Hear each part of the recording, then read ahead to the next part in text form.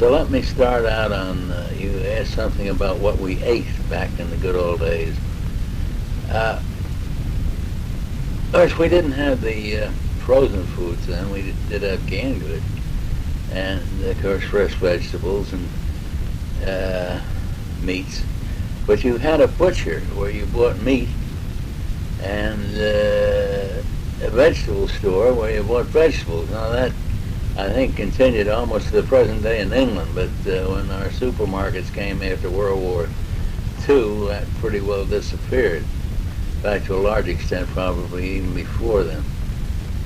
But the chain grocery where I worked just handled almost entirely packaged food. I was trying to think what we had for breakfast as a kid. We weren't much for eggs, and I know we had oatmeal for breakfast in the wintertime, and I guess what we had was cornflakes or something, some glorified version of them in the warmer weather. There was always plenty of milk to drink, and we had toast. It was a sort of a four-sided thing that you could, I don't know, put on the gas stove, I guess, and that would toast the bread. Then you'd have to change sides on it, only toast one side at a time.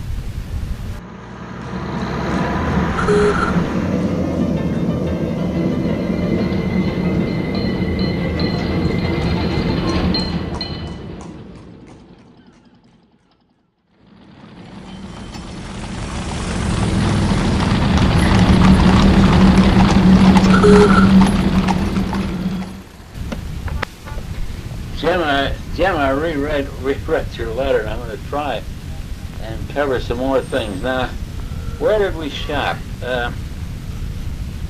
We had neighborhood areas where we did our day-to-day shopping, and one feature, and this is in the big cities in the east certainly, were the little pop and mom variety stores. Now, I say little, some of them were fair size, and they did a big business, particularly among Jewish people, although we all patronized them too.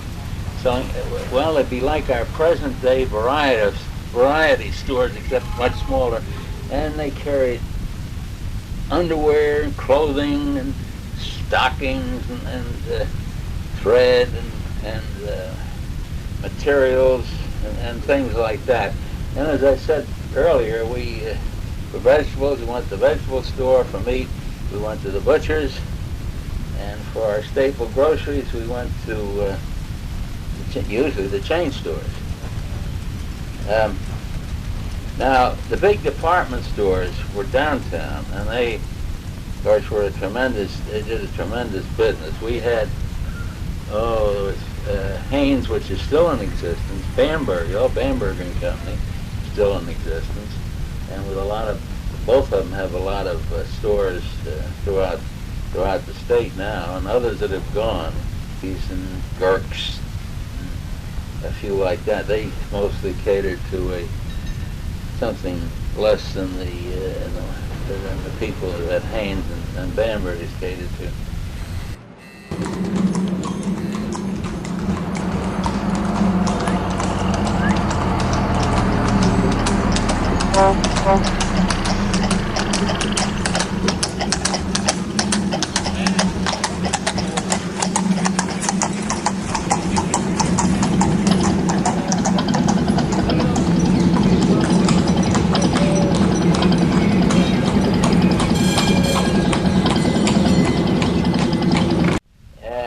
What did the streets sound like and smell like?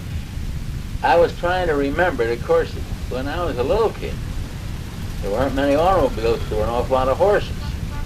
Now, at night, there would be a wagon go around, a water wagon, that would wash the streets. The streets were were humped so that the water would flow to the curb and then down into the sewers. And there were street cleaners. I mentioned Alice Austin pictures. There's one striking picture that in my book as we were. American album of a street cleaner talking to a helmeted cop, and he's got his little wagon that he pushes around. It was like a garbage can on wheels, almost exactly like that, and he had a shovel and a broom. And what he did with that, you can guess. In other words, he get rid of most of the horse droppings, and then at night the streets would be clean and they'd start up fresh the next morning. So that's what, and of course the sound was the sound of what? Well, jitney horns and klaxons and things like that. I'll always remember as a kid our street, in front of our house on at the end of the 4th of July. It was covered with little bits of red paper from one side of the street to the other, from firecrackers that had been set off. So that was a big thing then, and of course they were campaigning against it in that day too, and eventually the celebration of the 4th of July via firecrackers was a thing of the past.